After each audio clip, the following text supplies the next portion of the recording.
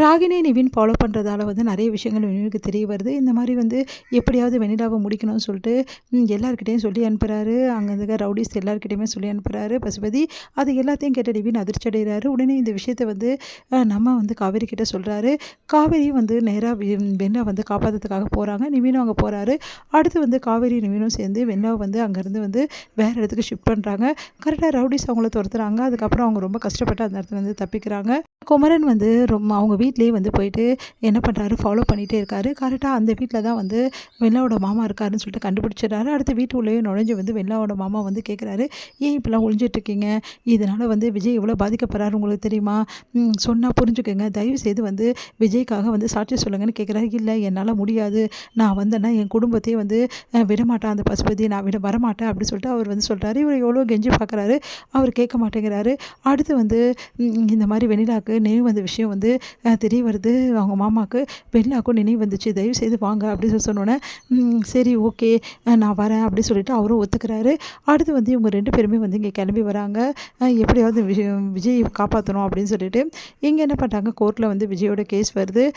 இந்த காவேரி கண்டிப்பாக வந்து அந்த வெண்ணிலாவை கூட்டிகிட்டு இங்கே தான் வருவா, அதனால் அப்படியே மடக்கி வந்து அவளை வந்து எப்படியாவது இங்கேருந்து அமுச்சிடணும், இங்கே ஏதாவது ஒன்று அவங்கள 2 பேரையும் பண்ணிவிடுங்க, நம்ம கஸ்டடிக்கு கூட்டிட்டு வந்துடுங்க அப்படின்னு சொல்லிட்டு ரவுடிஸ் எல்லாமே சரின்னு சொல்லிட்டு வெயிட் பண்ணிட்டு இருக்காங்க. அதே மாதிரி காவேரி வெண்ணிலாவும் அங்கே வராங்க. அவங்கள வழிமறிக்கிறாங்க ரவுடிஸ். கரெக்டாக வந்து போலீஸ் வந்து அவங்கள காப்பாற்றுறாங்க.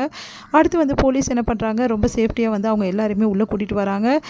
இங்கே வந்து கரெக்டாக வெண்ணிலாவோட மாமாவும் அங்கே வந்துடுறாரு. விஜய் தான் எல்லா தப்பையும் வந்து செஞ்சார் அப்படின்னு சொல்லிட்டு இருக்கும்போதே கரெக்டாக வெண்ணிலா வந்து சாட்சி சொல்லி இந்த மாதிரி நடந்த விஷயத்தை எல்லாத்தையுமே சொல்கிறாங்க. அவங்க மாமாவும் எல்லாத்தையும் சொல்கிறாரு. இந்த மாதிரி வெண்ணிலாவை வந்து தள்ளி விட்டது பசுபதி சொல்லி தான் இது இவ்வளோ நாள் வரைக்கும் நான் விஜயை தொல்லை பண்ணிட்டு இருந்தேன். விஜய் வந்து உண்மையிலேயே என்னை வந்து எப்போ வந்து விரும்பினார், அதுக்கப்புறம் விரும்பவே விரும்பலை. அதுக்கப்புறம் வந்து அவருக்கு கல்யாணம் ஆனதால் நான் வேணான்னு சொல்லார். ஆனால் நான் அதை கூட கொஞ்சம் கூட யோசிக்காமல் வந்து அந்த பசுபதி சொல் பேச்சு கேட்டு ரொம்ப வந்து பண்ணிட்டு இருந்த விஜயை. அதுக்கப்புறம் வந்து பசுபதி தான் வந்து சொன்னது எல்லாமே செஞ்சேன். கடைசியில் பசுபதி விஜய் என்னை பிரிச்சுட்டாரு. அதனால் எனக்கு கோவம் வந்து நான் நியாயம் கேட்டேன். அப்போ பசுபதி என்னை தூக்கி தள்ளி விட்டுட்டாரு, அந்த பழியை விஜய் மேலே போட்டுட்டாருன்ற விஷயத்தை எல்லாத்தையுமே சொல்கிறாங்க. அதை கேட்ட கோர்ட் வந்து பசுபதி அரெஸ்ட் பண்ணுங்கன்னு சொல்லிட்டு ஆர்டர் இட்டுட்டு நம்ம விஜய் ரிலீஸ் பண்ணுறாங்க. வந்து வெண்ணிலாக்கா அவங்க மாமாவுக்கு எல்லாருக்குமே நன்றி சொல்கிறாங்க. அந்த டைமில் கரெக்டாக எல்லாருமே சொல்கிறாங்க, இந்த காவேரி தான் இதுக்கெல்லாம் காரணம், காவேரி தான் இவ்வளோ கஷ்டப்பட்டு உனக்கு வெளியே கூட்டின்னு வந்தா அப்படின்றாங்க. காவேரி எங்கன்னு சொல்லிட்டு விஜய் தேடுறாரு. ஆனால் காவேரி இல்லாதாலும் ஒன்றும் புரியாமல் எல்லாரும் யோசிக்கிறாங்க. இந்த சூழ்நிலை வெண்ணிலா வந்து விஜய் உங்ககிட்ட கொஞ்சம் பேசணும் அப்படின்றாங்க. சொல்லு வெண்ணிலா அப்படின்னோடனே காவேரி எங்கே போயிருக்கான்னு சொல்லிட்டு எனக்கு எல்லா விஷயமும் தெரியும் அப்படின்னோடனே அதிர்ச்சி அடைகிறாரு. உண்மையிலேயே நான் காவேரி பற்றி ரொம்ப தப்பாக புரிஞ்சுட்டு இருந்தேன். இவ்வளோ நாளாக காவேரி எனக்கு எதிரி தான் நினச்சிட்டு இருந்தேன். அவள் என் வாழ்க்கையை நாசம் பண்ண நினச்சிட்டு இருக்கேன். ஆனால் உண்மை என்னென்னா அவள் வாழ்க்கையை தான் நான் நாசம் பண்ணியிருக்கேன். இப்போ தான் எனக்கு புரியுது அப்படின்றாங்க. நீ என்ன சொல்கிற வெண்ணிலா, அப்போ உனக்கு காவேரி பற்றி புரிஞ்சுக்கிட்டியா? ஆமாம், காவேரி பற்றி நான் நல்லா புரிஞ்சுக்கிட்டேன். காவேரி உங்களை ஆழமாக நேசிக்கிறா.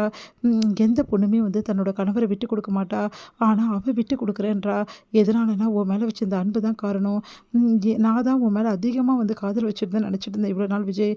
ஆனால் இப்போ தான் புரியுது காவேரி தான் உன் மேலே அதிகமாக லவ் வச்சுருக்கான்னு சொல்லிட்டு அப்படின்னு அப்படி நெகிழ்ச்சியடைகிற விஜய்.